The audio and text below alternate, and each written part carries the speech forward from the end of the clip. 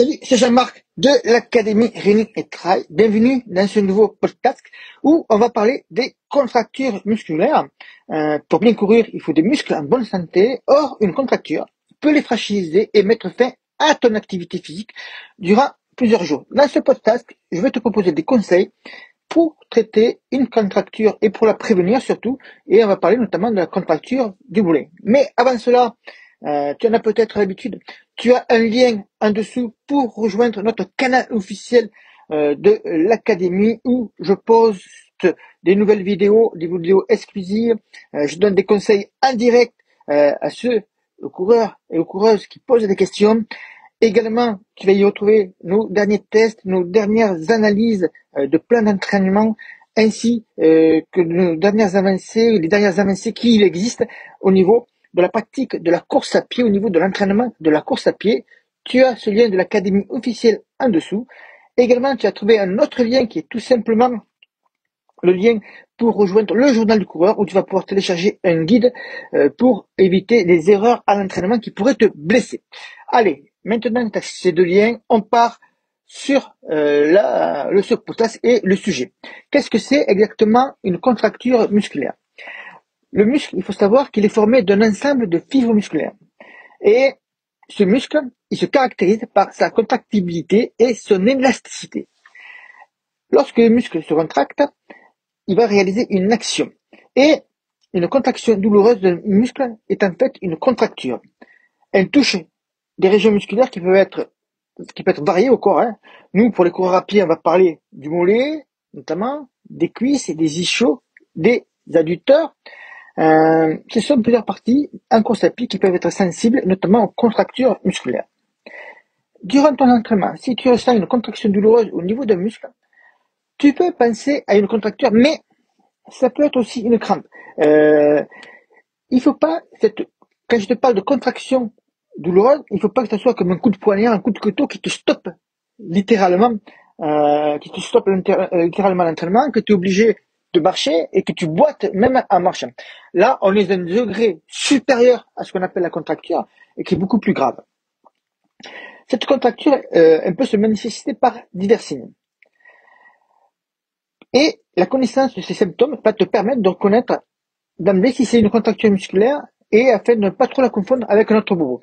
Comme je viens de te donner l'exemple là du coup de poignard ou du coup d'arrêt brutal qui t'oblige à marcher, à boiter, là on est effectivement dans un symptôme qui est au-delà de la contracture. Il faut savoir que la contraction peut être douloureuse et parfois involontaire d'un muscle. Parfois, par exemple, lorsque tu cours, tu mets le pied dans un trou, bon, tu vas peut-être faire l'entorse, mais ça va entraîner une contraction involontaire au niveau du mollet ou au niveau d'un ischio, d'une cuisse, qui fait que tu peux avoir une petite contraction un peu douloureuse. Ça peut s'agir aussi d'une crampe. Et il faut essayer de faire la différence entre la crampe et notamment la crampe et la contraction musculaire.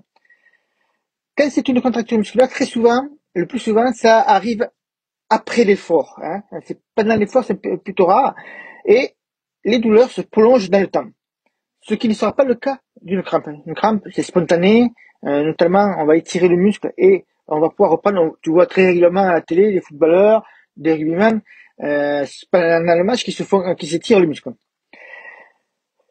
Les contractions musculaires peuvent débuter avec une faible intensité et parfois après elles peuvent s'intensifier. Et si tu as cette contracture qui arrive en course, ça peut s'intensifier, mais ça peut aussi aggraver la douleur et qui va la transformer en réelle blessure.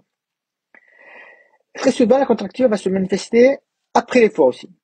Elle peut être favorisée par une fatigue excessive ou par un étirement inapproprié.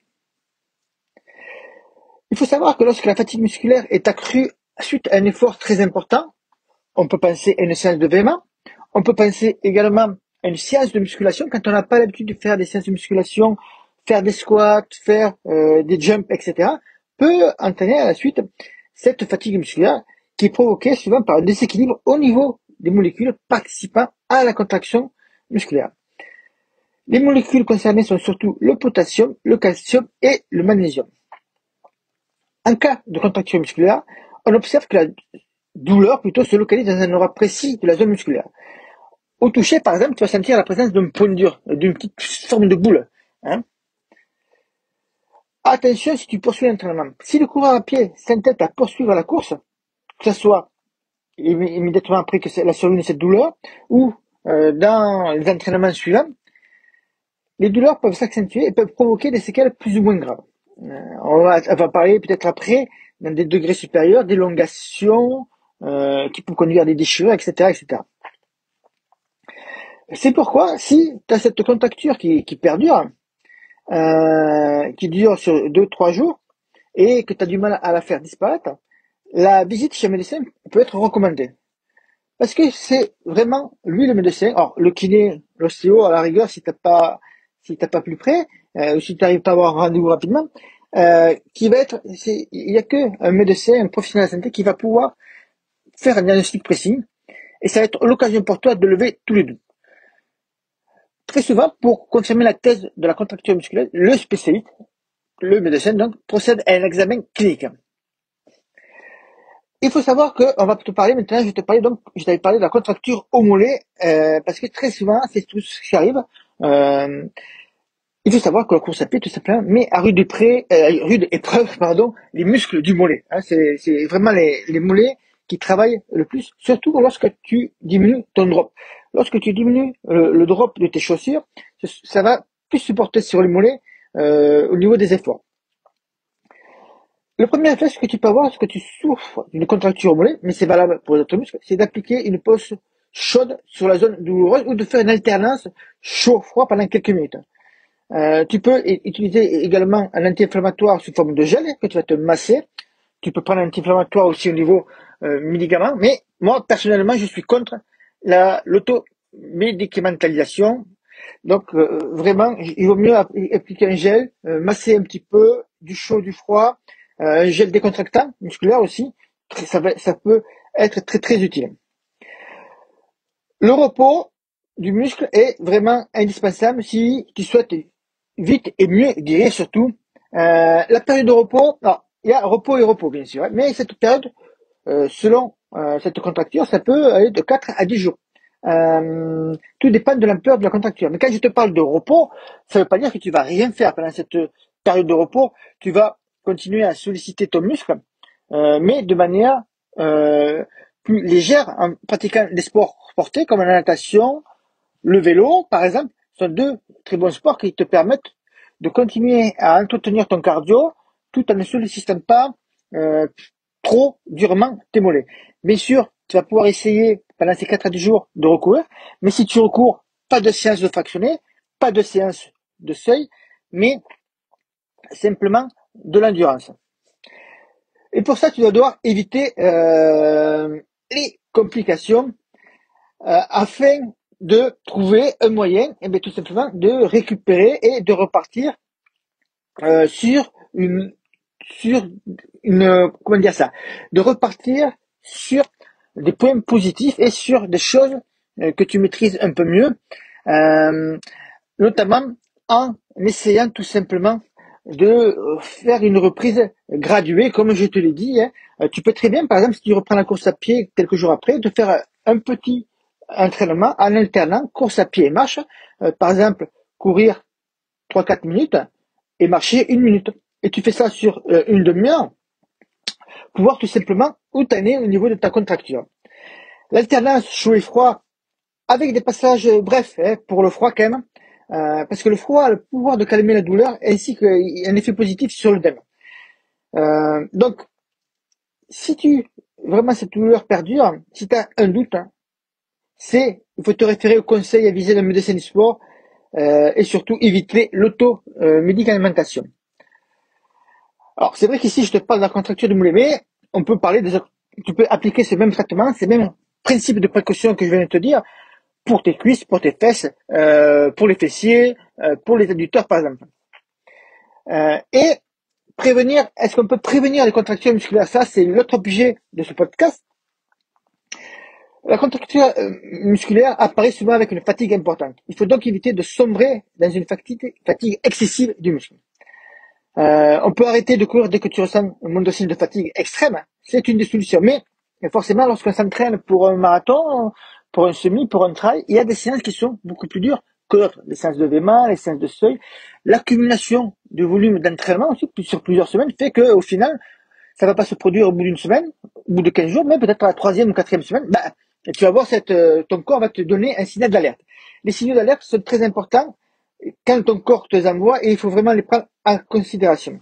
Pour des séances de VMA, pour éviter tous ces petits bobos, des séances difficiles, je te conseille de t'échauffer correctement en faisant l'échauffement de 3 temps qu'on propose pour les membres de nos programmes.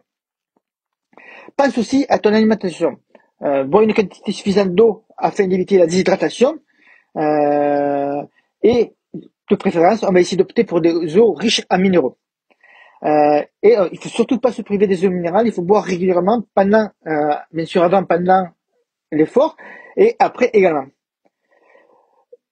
Et bien sûr, une alimentation adaptée est indispensable, que tu sois sportif ou non, pour tout simplement réussir à assimiler tous tes entraînements. Donc, je pense aux protéines, aux lipides, aux glucides.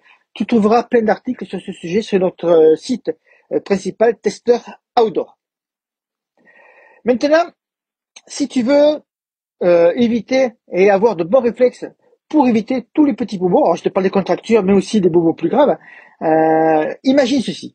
Tu es en train de pratiquer joyeusement ton activité sportive préférée, mais tout à coup, tu sens comme une petite pointe ou une petite gêne sur l'un de tes muscles. Du coup, tu es obligé d'arrêter ce moment que tu aimes tant, là, tu prends du plaisir à courir, et puis tout à coup, c'est beaucoup moins jouissif et forcément, c'est gênant et c'est handicapant. Il faut savoir que 70% des coureurs se blesseront un jour ou l'autre de leur vie de sportif. Et grosso modo, alors il y a plusieurs études statistiques. Celle-ci, c'est l'American Academy of Physical Medicine et Rehabilitation qui proposait cette étude. Excuse-moi pour mon anglais pas très terrible, mais de nombreuses études et statistiques ont montré que grosso modo, sur une saison, plus de 50% des coureurs finissent par se blesser. Petit bobo, gros bobo, tout est compris dans ça. Mais maintenant, j'ai une bonne nouvelle pour toi, tu peux les éviter. Que tu préfères courir sur route ou sur sentier, que tu cours pour le plaisir, que tu veux titiller tes performances, que tu cours 3 heures par semaine ou plus de 10, il y a quelque chose que tous les runners et coureurs à pied redoutent le plus, et tu vas être d'accord avec moi, qui te fait souvent dire putain, quelle merde, péché, c'est quoi? C'est la blessure. Du petit bobo au plus grave, et je t'ai dit que les statistiques étaient impitoyables là-dessus. Cette blessure nous gâche naturellement la vie. Elle nous empêche de nous épanouir dans ce que nous aimons et elle nous freine ou stoppe carrément notre progression. Parce que l'on va devoir réduire la voilure, s'entraîner moins ou arrêter pendant plusieurs jours ou plusieurs semaines. C'est souvent le début de la galère qui peut durer plusieurs mois. Je suis passé par là, peut-être toi aussi, ou bien tu connais des coureurs ou coureuses qui sont dans ce cas. Vu les statistiques que je t'ai données, c'est impossible que tu ne sois pas dans un de ces cas-là que je t'évoque. Est-ce une fatalité? Je vais être clair avec toi, le risque zéro n'existe pas. Ce qu'il est, il faut l'admettre, salement moche. Courir par plaisir, pour s'aérer l'esprit ou rechercher la performance, tout ça contribue normalement à notre épanouissement, à notre bien-être et à améliorer notre santé. Et c'est sacrément moche parce que on peut se blesser et, comme je t'ai dit, statistiquement, on se blesse.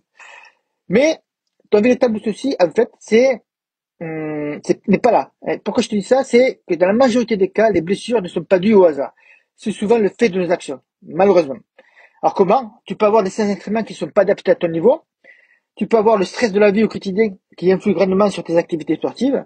Ça peut être une négligence sur la nutrition, le sommeil, la récupération, ou des vieilles blessures mal soignées dans ta jeunesse qui se réveillent maintenant. Et donc, on peut éviter les blessures, mais si le risque zéro n'existe pas. Si tu négliges des signaux d'alerte en te disant que ça va passer, et c'est certainement l'une des raisons principales pourquoi on se blesse souvent, parce qu'on se dit, ouais, c'est un petit bobo, une petite douleur, et ça va passer dans quelques jours, je continue comme avant, tout va aller. Je suis persuadé qu'un bon nombre de blessures peuvent être évitées, tout simplement en suivant quelques règles simples. Et aussi en sachant quels indicateurs regarder, à quel moment les regarder aussi.